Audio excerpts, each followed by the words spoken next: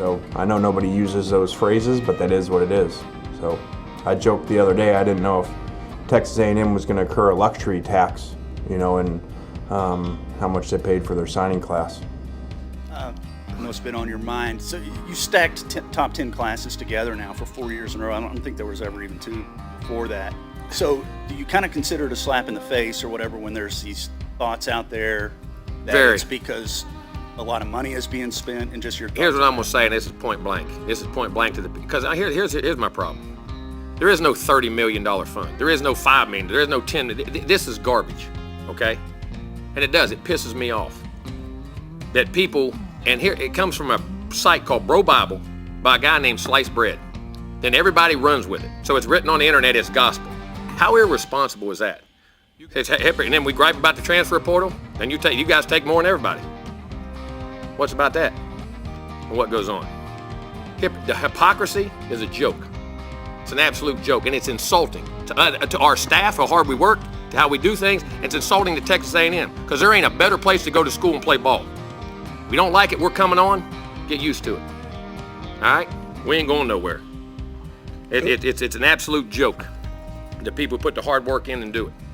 It's irresponsible, but it's funny when they get it, it's all okay. Ball games are changing, man. And it ain't because of NIL and what goes on. It's pretty irresponsible of all of them.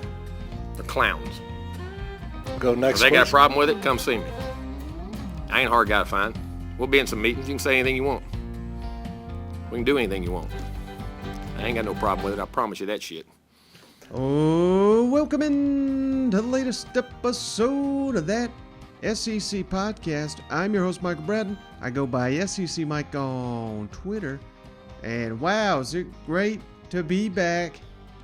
Wish I was joined by cousin Shane, but I think that man is still trying to find his way back from Orlando. If you missed it before, you're wondering why the heck have you not had a podcast in the last week, cousin Shane and I took big old family trip down to Orlando, and man, it was a great time. We were there from Sunday to Friday, and probably the highlight of the trip, aside from late night poker games with cousin Shane and the family, I just give you a little indication of what it's like to go vacation with cousin Shane, something you probably have all wanted to do. Maybe one day we'll get a group vacation down somewhere, but so we went to Epcot. This was Shane's idea. Never been down to Epcot. He said it was his favorite park down there in Orlando. And if you've never been, it was my first time, so I didn't know what I was walking into. But they have regions all across the park. It's supposed to be different countries. They have different food, different beverages, adult beverages, of course, from all across the world. That's what it's supposed to be. And cousin Shane's bright idea, let's stop in every country, have a drink, have some food. What a day it'll be. And 3 or 4 countries in, I was done. While cousin Shane and some of the other family, man, they kept going strong all throughout Epcot. And we had to carry people out of there, no joke. And probably the funniest thing, I'll throw this up on the YouTube. We don't plug the YouTube enough, I don't think, on the podcast. But cousin Shane, now keep in mind, bald guy, not wearing a hat, totally unprepared, out of shape, walking all across. It's like 2 miles, this tour across Epcot. He had to buy him a little straw hat that you'd see a person from Asia wear it. This is cousin Shane strapping that bad boy on to save himself from the sun. And like I said, this was on Wednesday. I didn't see him Thursday or Friday because he was so hungover from Wednesday's activities. I heard he went to bed around 3:30 on Thursday, the day after. The man did not drink himself enough waters. Hopefully that little straw hat, it helped a little bit, but it did not get the job done. So, hey, lesson to all you kids out there. If you're going to go, well, I shouldn't say that, kids, young adults, if you're going to have yourself a day like cousin Shane at Epcot, maybe at a tailgate or something, mix in a water here or there. Otherwise, you could potentially be out of commission for several days. Take that from cousin Shane. But we're glad to be back on your airwaves, give you guys something to listen to on your commute to work. And, we missed quite a bit, obviously, so I want to do the best we can of recapping it all. But we got a bombshell here with this Bryan Harsin Auburn news. I mean, we've been waiting for this guy to get fired for 2 or 3 days now. Could be coming at any moment here. I got the computer up just in case it happens live during the show. I mean, it's that bad. So we got to start with that. We're going to get into a little bit of a rundown of National Signing Day. It was kind of a ho-hum day for most of the schools in the SEC, but Texas A&M, Ole Miss, Lane Kiffin, Jimbo Fisher going back and forth. We're going to feature that as well. And here's what we're going to do, because I don't want this to be a 2-hour recap of the last week. We're just going to be going around the league all the rest of the week. I'm going to try to get some great guests lined up because we had a number of press conferences. So basically a treasure trove of content here this week for the pod. So we can be breaking that down all week. But again, like I said, we got to start on the Plains where, man, it's hard to believe this is where we're at. One season. I know it was a poor season, 6-7, started out strong. We're going into November, and Auburn's controlling its own destiny in the SEC West. But since that time, I mean, it has just been just a horror show there. And this is a program that, highs and lows, they have experienced some drama. I cannot recall a time more drama than what they got right now on the Plains. Bryan Harsin essentially dangling in here in the wind day after day after day. And my man's in Mexico on vacation. I don't even know where to start with this thing, but I'm going to go to offensive coordinator Austin Davis, the guy they hired from the Seattle Seahawks just a few weeks after being on the job. Remember, he didn't come till the Seahawks season ended in early January. January 9th, to be specific, was the last Seattle game of the season. He's out already. Of course, everyone knows that by now, but a couple weeks on the job, one major recruiting weekend before National Signing Day, and Auburn's offensive coordinator is out the door. That would leave Bryan Harsin with 5 coordinators, if he's able to make a coordinator hire to replace his offensive coordinator, Austin Davis.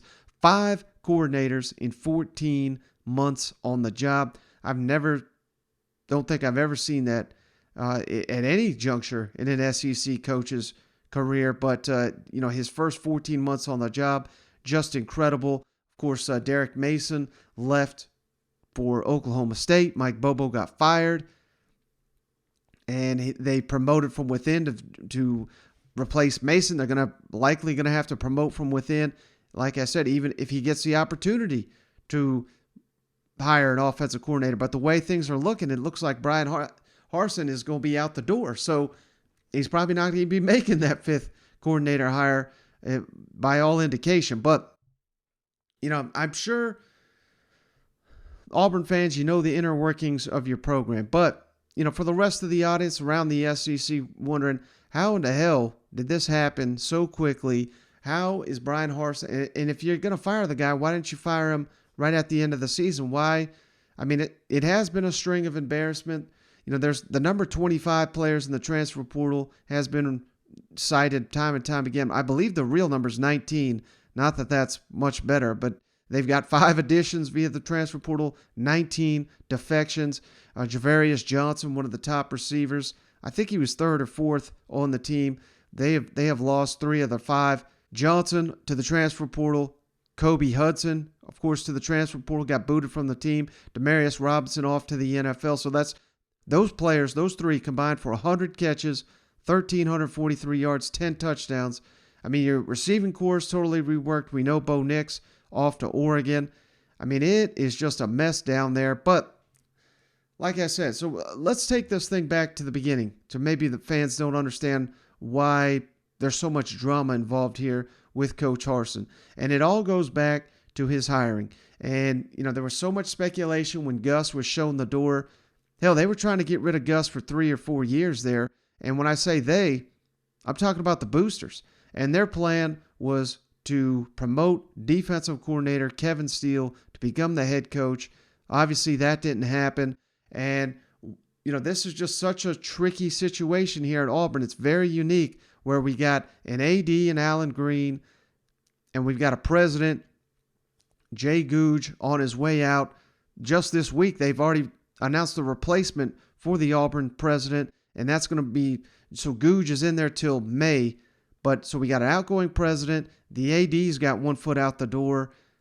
He's not very popular. He's doing not what the boosters want. Had he done what the boosters wanted, Kevin Steele would be your head coach right now. He did the opposite. He hired a guy from out west in Boise bred, Boise coach, played at Boise, Bryan Harsin. I mean, the fit from day one was terrible, but I feel like you got to give this guy a chance.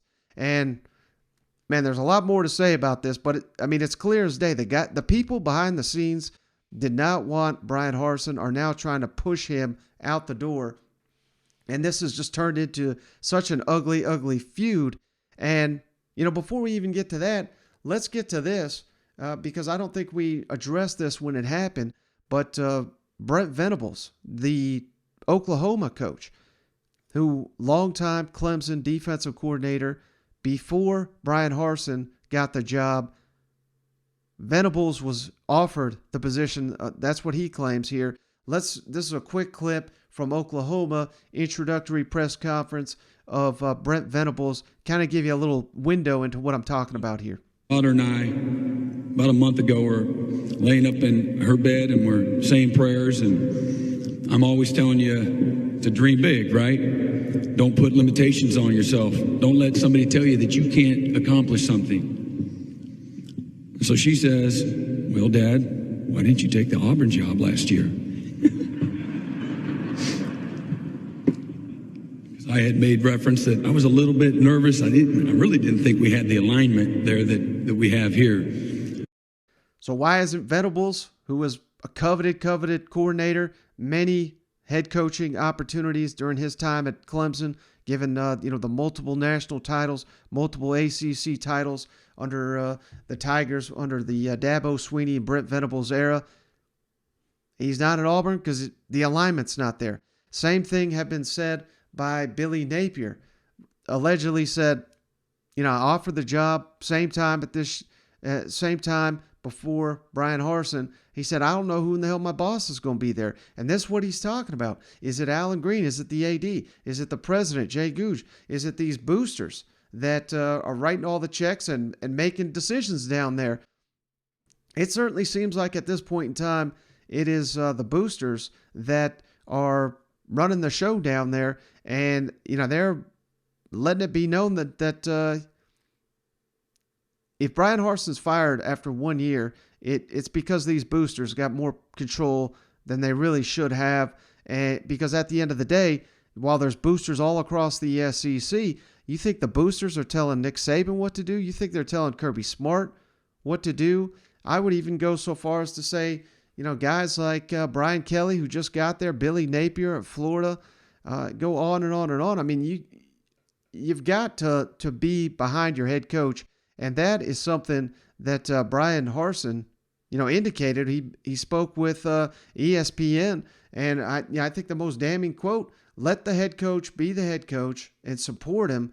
That's what it takes to be a championship program." And he is specifically referencing these power brokers behind the scenes that he has allegedly turned his back on. He's not letting them make decisions, not letting them near the program, which, you can argue what is their place after giving all this money. But, that's basically boils down to what is happening here. And now after, all these coordinators changing, all these players hitting the transfer portal this week, the tail end of last week, heading into the weekend, we've got all these allegations, rumors of an affair with, a member of the program that Bryan Harsin runs. And I'll just go out and say, I think it's terrible that people put that shit out there. And then, first of all, that they find this girl. I'm not going to say her name or anything because I think it's incredibly wrong. And they're just tweeting it out. Here's pictures of her. He followed Bryan Harsin from Boise. There's your evidence. That's all we need. All across the SEC, coaches hire people that from their previous institution. Josh Heupel hired several people from Central Florida's staff. Clark Lee at Vanderbilt brought several people from Notre Dame. And I'm talking men and women here from both of these sides. Brian Kelly's bringing people from Notre Dame. Shane Beamer has brought people together from his stops. I mean, just because you're bringing someone from a previous institution, you're going from Boise to Auburn. I don't care if you're the head coach or you're the lowest, a secretary or a football administration or football recruiting department, whatever department you're in, you are getting an automatic promotion going from Boise, who, all due respect, I know they're a good G5 program, but you get to go to the SEC, come to the SEC West, one of the best programs in the country. That is a major pay bump. It's better on your resume. That gets your foot in the door with a lot more windows. So, I mean, it's just incredible that the shit that people run with no evidence. And I'll tell you right now, because this leaked, I don't know, Thursday, Friday, whatever it was. Here I am recording on Sunday evening. If this was true, Bryan Harsin's ass would be gone immediately, because you can't be having affairs with people that you employ. We all know that with old Bobby Petrino. And I mean, I don't know. It just pisses me off that shit like that gets out. And more importantly, that it spreads like wildfire without any shred of evidence. So that pissed me off. But then after that, then there's allegations that he's abusive towards the player. And then after that, there was another outlet that basically said he's a racist and he prefers to play the white players. And this was all in the same day that all this came out. And to me, I mean, it kind of screams of a hit job. And I'm not saying, I'm not sitting here saying that Bryan Harsin is the best guy. It certainly seems like he's got real issues with coaches, but, he seems like a very difficult guy to work with. Here, again, I'm saying it, 5 coordinators here in 14 months. That tells me he's incredibly difficult to work with. 19 players in the portal. It's a culture change, and some players don't like him. And it really got started with Lee Hunter, defensive lineman, one of the top prospects, signed in Bryan Harsin's first class, left the program, transferred to UCF to, of course, reunite with Gus Malzahn. Says, I love Auburn. I always wanted to play for Auburn, but I chose to leave Auburn because we got treated like we wasn't good enough and like dogs. I mean, that's a direct quote from Lee Hunter. So obviously that's terrible. Defensive back Smoke Monday, arguably your best player on the team last year, says, love Auburn to death, but this is real and true, and I was at Auburn for 4 years, and I never felt like how I felt this past season. Harsin truly don't understand kids that come from nothing.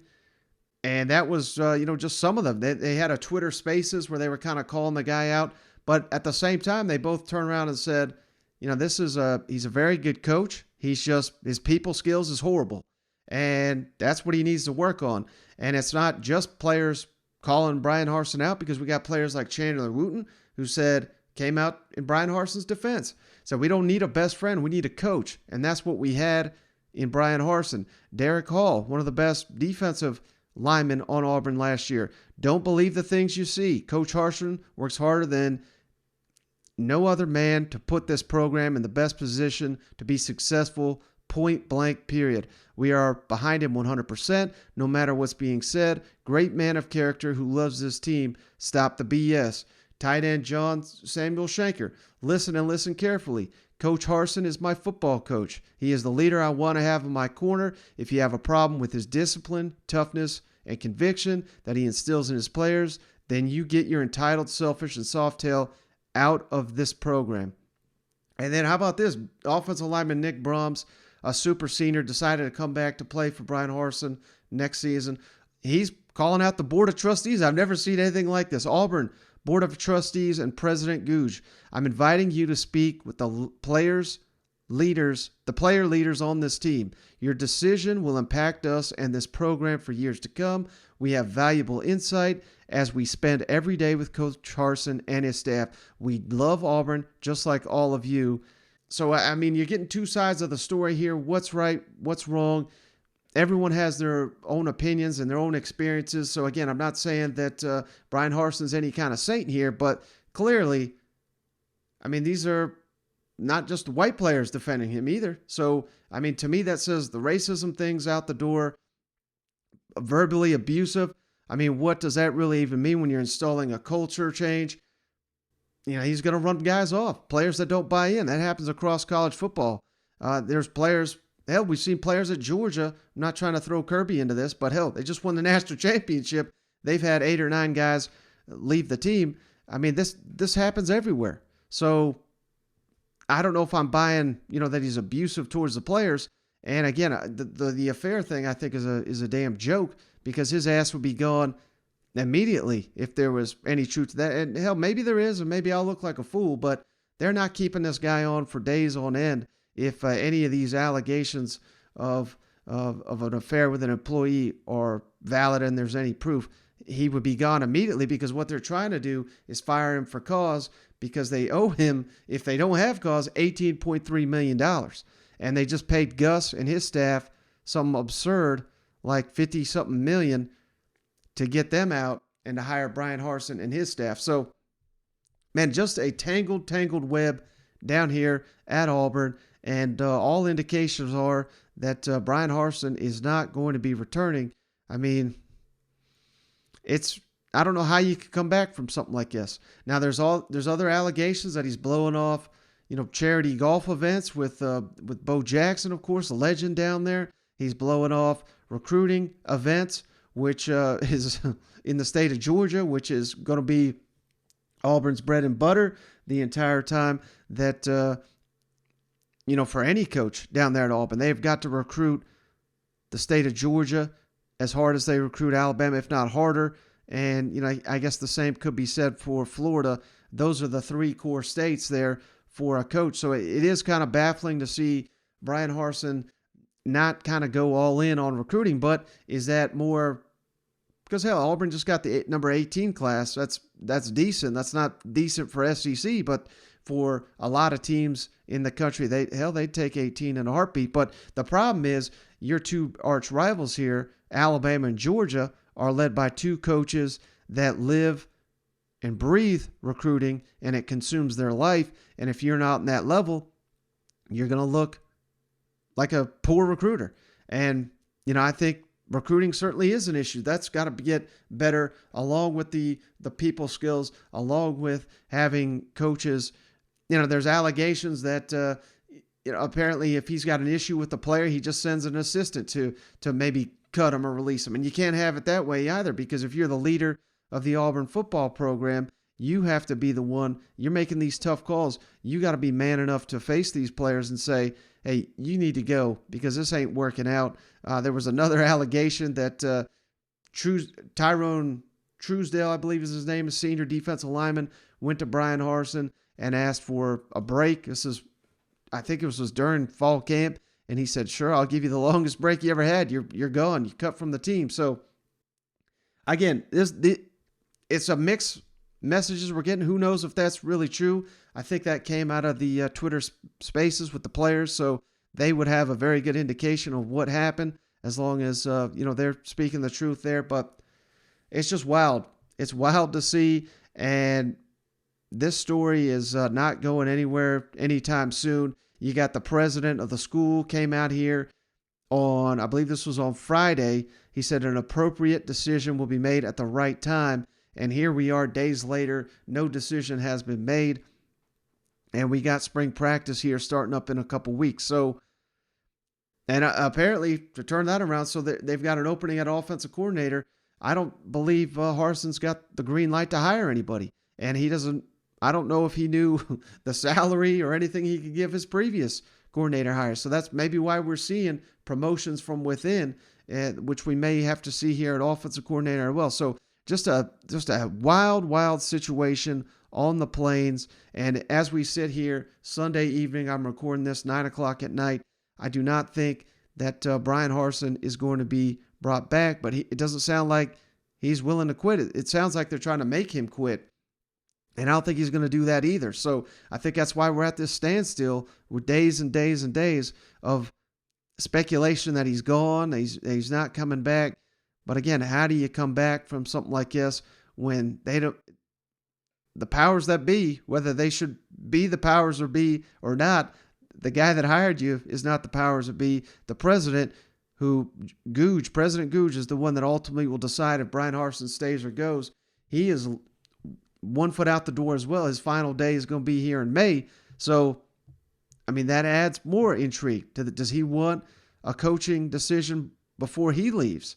I mean, so much going on here, but hey, we'll keep you posted. And hell, if Bryan Harsin gets fired during this show, I'll definitely let the audience know. But so that's just a recap of just the messy situation Auburn finds itself in, and it doesn't look good for Bryan Harsin at this point. And hey, maybe more revelations will come out, and maybe that's what they're trying to dig into at this point in time. But I don't know. It's Auburn being Auburn. It's too many cooks in the kitchen, and I don't think at the end of the day, I think this is a bad look for everybody involved. And I certainly, I've heard the names being thrown out there for who will come to Auburn next, but I don't even know if they will want to come, given everything we've seen, unless we get some alignment here, which going back to Brent Venables, Billy Napier, that was lacking down here, and maybe that's why they had to hire a guy like Bryan Harsin,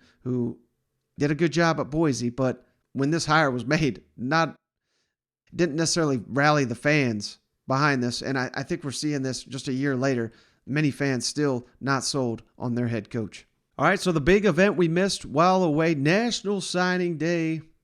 If we can call that a big event these days, not so much, but we did have 4 big announcements here on signing day. 5-star Texas linebacker Harold Perkins, former Texas A&M commit, makes his pledge. LSU, Brian Kelly and company gets their first 5-star signee in Baton Rouge. That's huge. Rated number 2 linebacker in the country. Many people have Perkins as the number 1 linebacker prospect in the country. Look for him to contribute immediately. And he picked LSU over A&M and Florida. So, hey, that's even sweeter if you're an LSU fan to get arguably the top linebacker prospect in the country. And a credit to Brian Kelly and company to come in here and quickly impress a young man of that caliber. He's originally from Louisiana. I know he said he's a Texas linebacker, but, a pool to play in the state he's from. I certainly think that helped. But, hey, don't cry for the Aggies, because they landed 5-star Florida defensive lineman Shamar Stewart, number 3 defensive lineman in the country. A really, really big prospect that he's got an elite combination of size and strength and speed, given his size at that defensive line position. He picked Texas A&M over Georgia and Miami, so that was a hell of a win there for Jimbo and company. But they weren't done yet, because they also added 4-star Louisiana defensive back Jacoby Matthew, the number 2 safety prospect in the country. So, hey, you're landing some elite talent. A&M already had the number 1 recruiting class. Now it's officially the best recruiting class, at least ranking-wise, of the recruiting era. So, hell of a job there. We're going to get down to some more of that here in just a moment. And then last but not least, the other National Signing Day big announcement here. 4-star Georgia defensive lineman Christian Miller, number 14 defensive lineman in the country, staying home, gonna play for Kirby Smart and the Bulldogs. So those were the kind of the big announcements. There were others, but those are the truly impact ones. And now that National Signing Day has come and gone, just a quick recap here of the SEC recruiting rankings. Of course, Texas A&M, number 1, signed 7 5-star prospects. That's the most in the country. Alabama, the number 2 recruiting class in the country. They signed 3 5-stars. Georgia, number 3 recruiting class in the country. 5 5-stars, more than Alabama right there. Then we take a little bit of a dive here, but again, Texas A&M, Alabama, Georgia, 1, 2, 3 class in the country. LSU, how about that? Number 12, took a big jump after landing Perkins there. Kentucky, hell of a class, number 13 overall. Missouri, number 14, that's outstanding for Eli Drinkowitz and company. 16, Tennessee, Josh Heupel and company showing some recruiting chops there. 18, the Auburn Tigers. 19, Florida Gators. What a hell of a job Billy Napier and company did after only having a couple weeks to work on this recruiting class. Number 24, Ole Miss. Number 26, South Carolina. 27, Mississippi State. 28 Arkansas, and 32 Vanderbilt. And again, these are just the high school and junior college signees. This does not take into account the transfer rankings added on to that. So we'll probably do that in a later episode, but just wanted to give a recap of where things stood in the SEC now that the early signing period, of course, and National Signing Day have come and gone. That's where things land. And speaking of the transfer portal, let's jump it all down to Oxford, where their head coach got a new nickname down there, the Portal King. If you missed it here, I'll throw it up on YouTube. I mean, this was classic Lane Kiffin here, throwing out the Tiger King mock of the Ole Miss Rebels. Lane Kiffin dominating the portal, and they've done it with, they've already had a number of additions here, but then leading up to National Signing Day, the two big ones that all Rebel fans have been waiting for, Southern Cal quarterback Jaxon Dart and Southern Cal tight end Michael Trigg are officially Ole Miss Rebels. And Dart, the quarterback, he's one of the few listed as a 5-star transfer prospect by 24/7 Sports. So I'm going to have to do a deep dive on what he brings to the Ole Miss program. But immediately, you got to consider him a front runner to be the starting quarterback there in Oxford. We'll get to Kiffin's comments on that in just a second.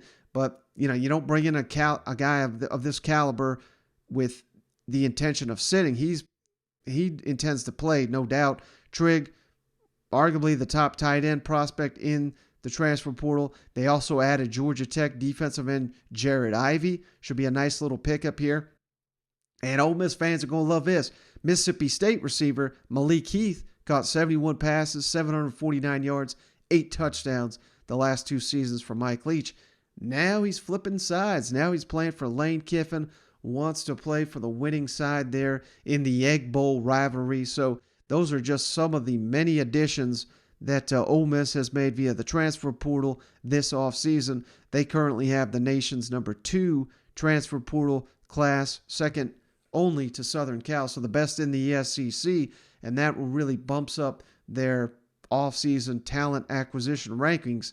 And that is something that Lane Kiffin hit on here on the transfer portal and Ole Miss success, how they've been able to do it. And while he's in there, he's going to throw in some shade here for Jimbo Fisher and Texas A&M. Hey, Lane, you just kind of referenced the Portal King tweet yesterday that I know you're being playful about, but you've had a lot of success in the portal the last 2 years. Has it gotten to the point where you anticipate going even heavier into the portal with future classes than maybe you would have anticipated a couple of years ago? Well, they make the rules, and I just, try to come up with ways to attack them and do the best of the situations that they put us in and allow us to be in. So I am proud of our staff because I think we, maximized it and did a great job. Didn't lose very many, players that we had that had roles here and added a lot. So, that's kind of like free agency. You don't want to lose a lot, you want to get a lot. So we definitely did that. And I am proud of that, of our staff just saying, okay, here's the rules that are kind of, in portal and trying to figure out throughout the end of the season with all that going on and, just trying to do it better than anybody else does it. So, and so I'm proud of that. We don't have the same, funding resources as some of these schools do, for these NIL deals, and so it's basically like dealing with different salary caps. We now have a sport that has completely different salary caps, and some of these schools are, 5-10 times more than everybody else of what they can pay the players. So I know nobody uses those phrases, but that is what it is. So I joked the other day, I didn't know if Texas A&M was going to incur a luxury tax, and how much they paid for their signing class. So, yeah, the way I took this the first time I hear it, and I still think this, I think Lane Kiffin's just having some fun, although this is coming up time and time again where he's kind of taking shots at NIL and all that's going on. So we'll get to Jimbo. Jimbo goes off in just a second here, but we ain't done talking about Ole Miss and what they brought in via the transfer portal. And here is Lane Kiffin talking about Jaxon Dart what he does to the quarterback competition this offseason at Ole Miss. Where does Luke Altmaier, who we saw a couple times last season, including most notably in the Sugar Bowl, he was a true freshman last year, in-state, very touted quarterback prospect. Now he's going to have to compete with Jaxon Dart. Lane Kiffin's not giving this starting quarterback job to anybody. Lane, obviously, one of those big-name transfers is Jaxon Dart. I know you've had a lot of praise for Luke Altmaier, especially, given the circumstance he was put in the Sugar Bowl. Just can you sort of take us through the process of bringing a guy of Jackson's caliber in, and do you see this as an open quarterback competition between Luke and Jaxon? Yeah, and Kincaid Dent's in there. This is a very open competition, and just because the social media world and pictures and tweeting and all the stuff that is now that we do that helps in recruiting, that helps other people, other kids see it, for classes to come. There's a lot of it's marketing why we do all of it. That doesn't mean okay, well, we did all this means Jaxon Dart's the quarterback and Luke's not. That just is the marketing world that we're in, of the use of social media and especially Twitter. So we're just trying to add players to positions, and either where we didn't recruit well at positions, years ago here, or where people have left or gone early to the draft too. So, there's a lot of areas and reasons why you add certain things. So interesting comments there from Lane Kiffin. He's going to make whoever it is earn this job, and that's the right approach to have. So we'll see. I think it's great that he even admits, we play up all this on social media as well. They should, because you generate positivity, you generate buzz, you get your fan base to start following these guys, and now all of a sudden these guys can make more money in the NIL. That's all a part of it. It's all part of the plan here. So, hey, we'll see how that affects the Ole Miss quarterback room, but that ain't the only one. Michael Trigg, the tight end, Kiffin incredibly high on him. And, of course, running back Zach Evans is the first time Lane Kiffin has been able to publicly speak on both of these prospects. Lane, when you look at Michael Trigg as a tight end, he certainly has all the makings to be that dynamic tight end. What do you hope he brings to your offense immediately? Well, he is as good of prospect as you can find from that, playing receiver, tight end, mismatch issues. So that's awesome. Unique skill set, basketball player. Now we got to translate that, put it all together for him to be that type of player. But that skill set is there for a dynamic mismatch issue that you've seen around the country at times at certain places, that only certain people, unless you have unique receiver skills, are able to do at that position. Lane, what are your expectations for Zach Evans, a lot to replace in that running back room, and are there more pieces or more players you expect to have to contribute there? Yeah, we have some guys here that we're excited about.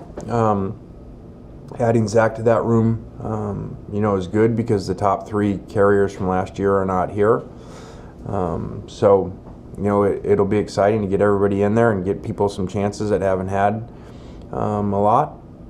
And again, this whole, like everything, this transfer thing is not over.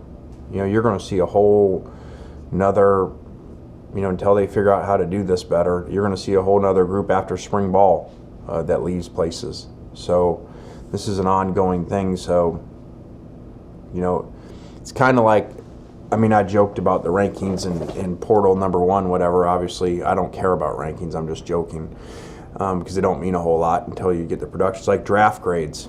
But now you're going to give a draft grade, but yet these things are going to keep going. Like, look at last year. We added a starting center right before camp. So you're going to continue to see things adjust and rosters adjust all the way up till training camp.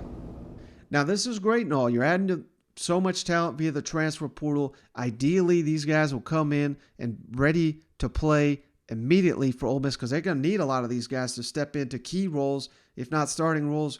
They've got to still contribute off the bench. I would assume most of these guys are coming in with the intention to start for Lane Kiffin in this offense next season. But here's the issue. And it may not even be an issue, but it's yet to be proven that you can build a consistent, successful team I'm just talking college football in general, but especially in the SEC, if you're just doing it via the transfer portal, which is basically what Ole Miss did here. Again, number 24 class in the country. I mean that's not terrible or anything, but in the SEC, again, you're talking the 11th best class in the SEC. So damn near everybody in the SEC's got a better recruiting class than you. Can you consistently do this year after year? Because ideally, these transfer players, they're going to have one good year, and then they're off to the NFL. Maybe two. Then they're off to the NFL. So again, I'm not saying that this strategy is going to blow up in his face and it's not going to work, because hell, Ole Miss didn't get where they were. They didn't get to the Sugar Bowl last year, win 10 games without several key transfer additions to that roster. Can they replicate that success? It's not been proven that you can do it. The portal's such a new thing.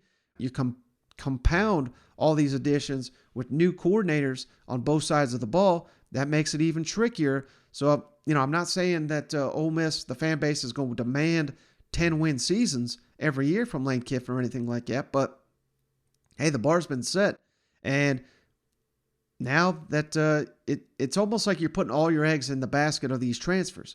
Because these guys are leaving their old school for a reason.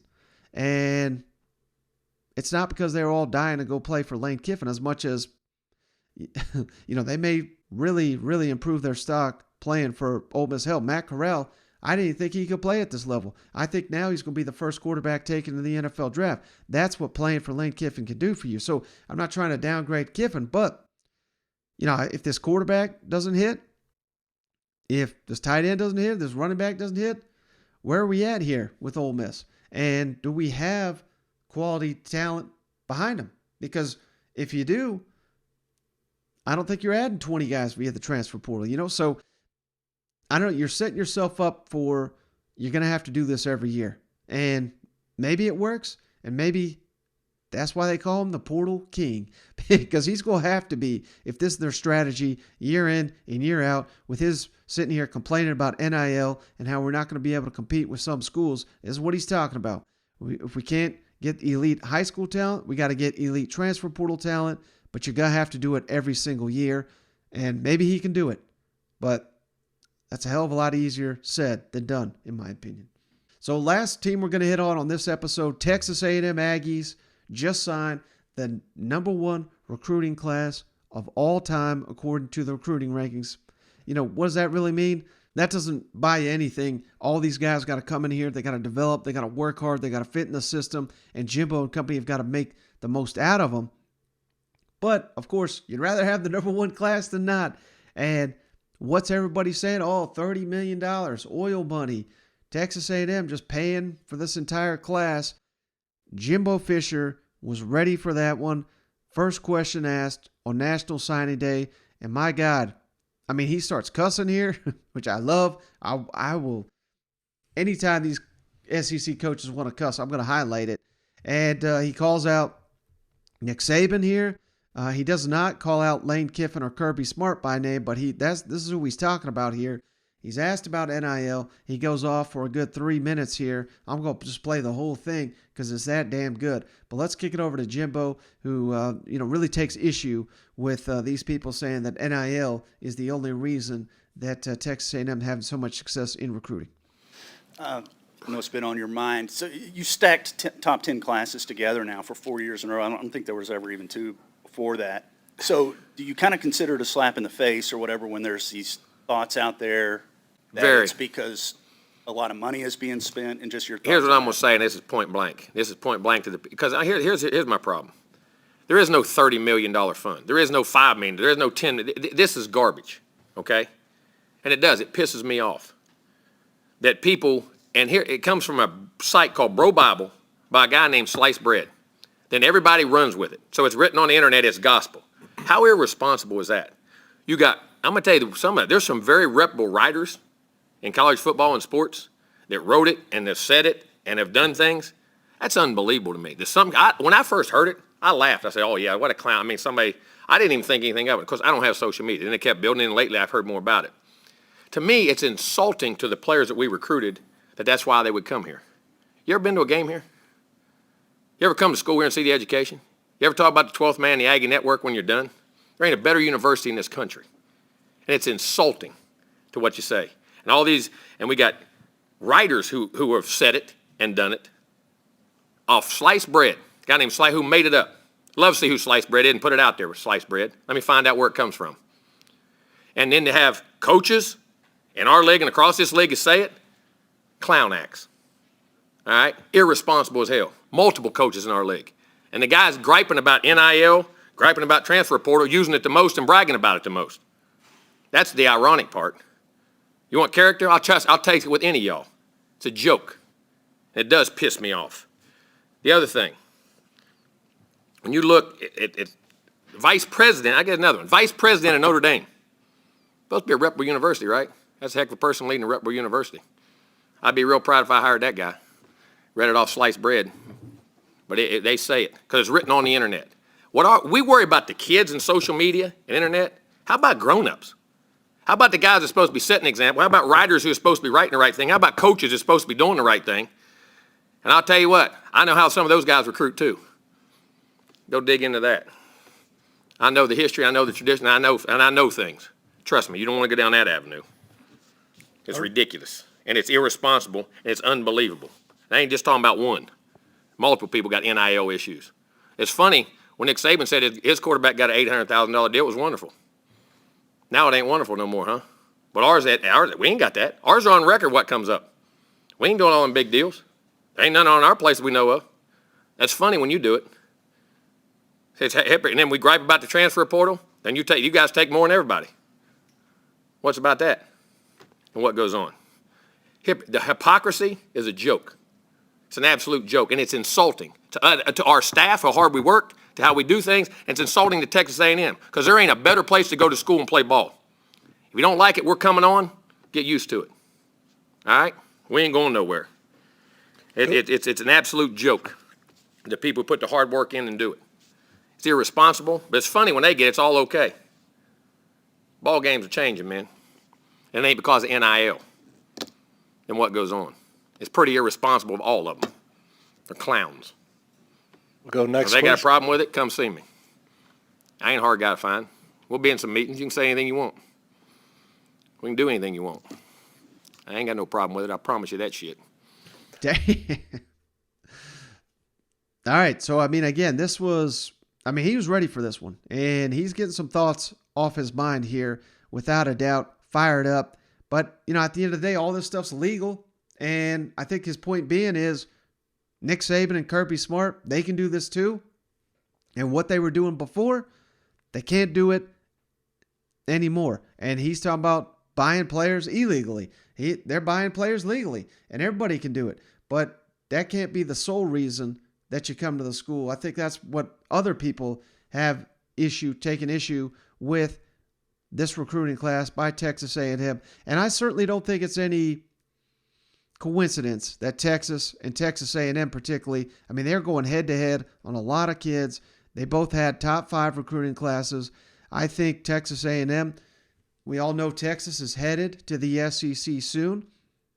We don't know when just yet, but the Aggies have got to stay above the Longhorns to make sure that, their ability, the rise of that program since joining the SEC, you get that head start. They're light years ahead of Longhorns right now. They got to stay above them, and that it chiefly includes recruiting. So I certainly think NIL was a part of these classes, but is it the sole reason?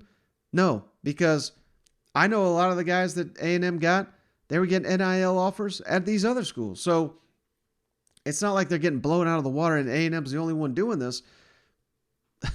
I just love the fact that Jimbo's out here calling out sliced bread, and I still haven't quite figured out who old sliced bread is. Maybe we can get him on the show to get his side of the story. But, it is wild because he's sitting here, Nick Saban, he's telling everybody Bryce Young's making $1 million. He hadn't even played down. What the hell was that all about? That was about recruiting. And I've already had Alabama fans come at me. He's like, hey, you dumbass, he was at Alabama already. It wasn't about recruiting Bryce Young. Nick Saban put that out there at a Texas high school coaches event the day before SEC Media Days. So he knew he would maximize exposure. He knew everybody in the country was going to be writing about Bryce Young and how much money he's getting paid at Alabama, and he hadn't even taken a damn snap. Just imagine what you could get. You can come to Alabama. I mean, let's not be fools here. And that is exactly what Jimbo's calling out, where, hey, it's fine if your quarterback's making $1 million, but it's not fine if we utilize the NIL, which is perfectly legal to do, and now we're beating you on the recruiting trail. You're just bitching and moaning because we beat you in recruiting. And I know Nick Saban, Kirby Smart, Jimbo Fisher, they take his shit to heart, all these recruiting battles. So that's why you're seeing Fisher getting so heated here, because he's not doing anything that those other schools can't be doing, but they're bitching and moaning because they're falling behind in the recruiting worlds and lost so many recruiting battles to the Aggies this year. Now, moving on again to A&M's class, I think the most important part of what the Aggies have done, I mean, they got loads and loads of talent coming here, but this defensive line, just such a critical component of a championship caliber team, and that is something that Jimbo Fisher hit on, references the San Francisco 49ers, which I'm still sticking. That still stings because I'm a Green Bay fan, but let's play this clip anyway. Coach, with the three five-star defensive linemen, I know a lot of it starts with defensive line for you. How important was that part of the guys signing who class? can control the game, the guys who put their hand in the dirt, are the guys that matter. And that, I mean, as far as can change the game immediately. And it gives you so much freedom. If you got legitimate guys all the way across the board that can't create double teams and pass rush, can't create big double teams and run, they're getting a lot of one-on-ones, and you don't have to be vulnerable in the secondary to create. Now, you can also blitz and create unbelievable packages, but it lets you the multitude of things you have up front when you can control the front, just like San Francisco did. I mean, you watch San Francisco's front in the playoffs. They were unbelievable how they did things up front and in their secondaries and limited how great a defense they played. And we hopefully we've got them, the big guys across the board, the ends on the edge, the athleticism, the size, the power, the guys, the multitude of positions they can play, be moved around and matched up. Very excited about every one of them. Extremely excited. And last thing here on the recruiting, I thought these were two interesting nuggets here that Jimbo went into here on just the fact that this class was largely put together by the players recruiting each other. They, I think that is instrumental to these elite recruiting classes, and it's something we heard time and time again from a lot of these guys being recruited by the Aggies.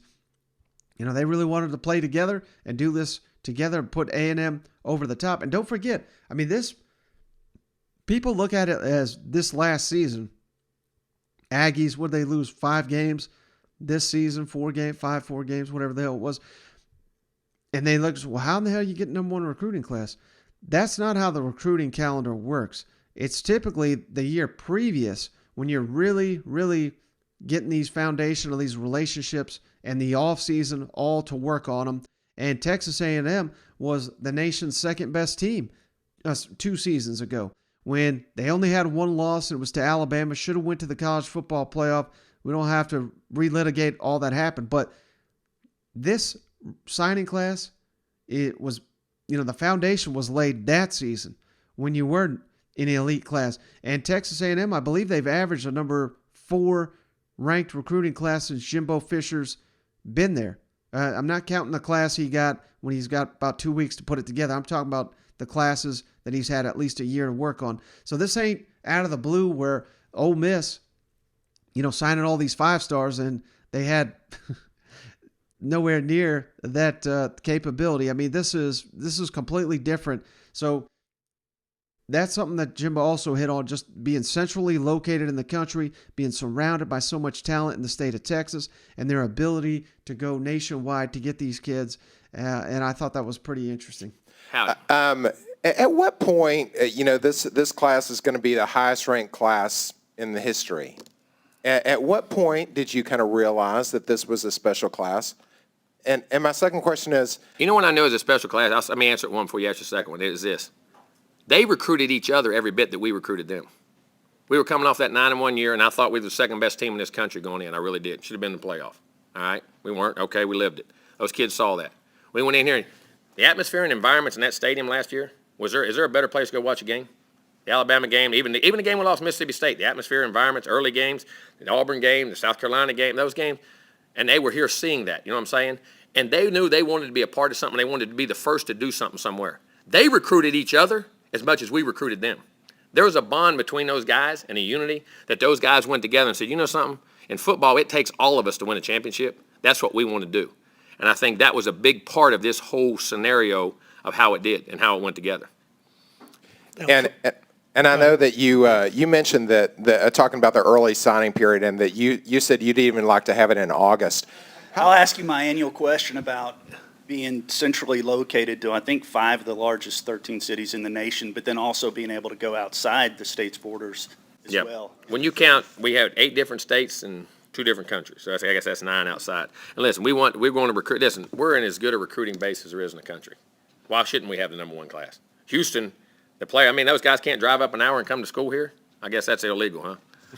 I mean, and what they do. Houston is a tremendous city. Dallas, San Antonio, the Austin area, the East Texas. I mean, there's not better situation. And we're going to recruit all those kids that we possibly can, that we can get. We can win national championships with. We can win SEC championships with, can be pro players, and won all that. But then also, guys have always come into Texas and taken players. We have to go nationally. You're in a global world right now. The ability to go to Florida, to go to Georgia, to go to Mississippi, to go to New Jersey, or go to Pennsylvania, go to Tennessee. They're all in our footprint. And you come here, the education you get, quality of life, go watch a ball game in there like they said. None of those guys seen a ball game like that. Or in that, not just the Alabama game, every week they come to. Our 12th man and our fans are not better in the country in what they do. And for us, we have to go out and be able to, as I say, chirp and take the top players across the country that fit in here, that make us the program we can be. And we're very happy. And it's amazing now that we are branding ourselves nationally. When kids get here, they fall in love with the place. I mean, you listen to them, what they talk, and the relationships they have. And let me tell you something. A&M, I say it 100 times. The people is the key to A&M. All these buildings, all this, it ain't that. It's the people. The relationships that are here, the genuineness is here, and the sincerity that is here in this organization. And these are 50-year commitments, not 4 or 5-year commitments. You're in that Aggie family, you're in it for life. And that's what it's about. And for us to be able to go out and do that is tremendous. And people come here, they love it. It's an absolute blessing. Like I said, we got 8 states, and then we went across the country and found one. Or I think he came over here and found us when he came to camp. But amazing guys. And those guys, it's blessed, and we're going to continue to do that. But we want the homegrown guys as much as we possibly can, because there's great football here. But we also got to get the best players in this country. And then last thing here, we've not heard from Jimbo since they hired DJ Durkin, but little window into what he was thinking with hiring DJ Durkin, and how the Aggies, the plan on the defensive side of the ball will remain largely the same with defensive coordinator DJ Durkin. And then I believe we haven't talked to you since the hiring of DJ Durkin, and then the promotions in the staff as well. I've been very excited about that. I mean, DJ Durkin, I think, brings a lot to the table. He and Coach Santucci, being co-coordinators with this, and we're going to stay as a 4-down team. We're going to keep the things in which we do, and we will add new packages with the new coordinators coming in that create some things, and no huddle and third downs and different things that we'll have, and we'll always constantly add. And I think we have 2 great guys. We kept the great staff intact, which I believe is one of the best staffs in college football offensively, things in which we do. And then Elijah moving up assistant head coach and run game coordinator. Promotions he's done, what he's done has done a great job. And our whole staff. I mean, other guys get promotions. There'll be a lot of them that we want to do that with. Can't get everybody at once. Offensively, James Coley will move as a co-coordinator with us on offense and what goes on. He'll also be on offense. I think he's done a great job in recruiting in the future of our game and knows this. And he and our offensive staff, we'll do. Him and Darryl will work closely together in what we do and stay in that relationship and where we go and what we do. And I think we got some great guys. Coach Adazio coming in, awesome guy I've known for a long time. I mean, he when he was at Florida, when he was at Boston College, when he was at Temple, tremendous line coach. I thought as good as anywhere, any time. The guys I played against, I always thought his guys were hard, tough, competitive, smart, but were really prepared to play the game and understood how to compete and understood the ins and outs of protection and run stuff, and I think does as good a job as anybody, and we're very blessed to have him. And plus, you got another head coach on staff that, and other guys have been like Darryl, and some other guys have been head coaches. And, it's really good. All right, so, hey, man, this show's already going long, and really only got to talk about, 3 teams, really, and what's been going on across the SEC. We will get to we got a number of press conferences to get it to, a number of interviews this week, hopefully, that we get some insight across the SEC. We're going to be staying on this Auburn story, of course, what's been going on with Bryan Harsin. We're going to try to go back to 5 shows this week because there's so much content. So stay tuned. The rest of the action, we got Nick Saban, we got Shane Beamer, we got Eli Drinkowitz, we got Kirby Smart. We've got so many other coaches in their comments to break down, and that'll be on the rest of the week. So don't think I'm ignoring all y'all, but hell, we're going on an hour here, and just so much news to capture what we missed from the vacation week. But hey, and hopefully, as long as he's not still hungover, we get Cousin Shane on the line here for an episode this week, hopefully. So hey, that's going to do it for this episode of the show. Great to be back. I appreciate each and every one of you for hanging out.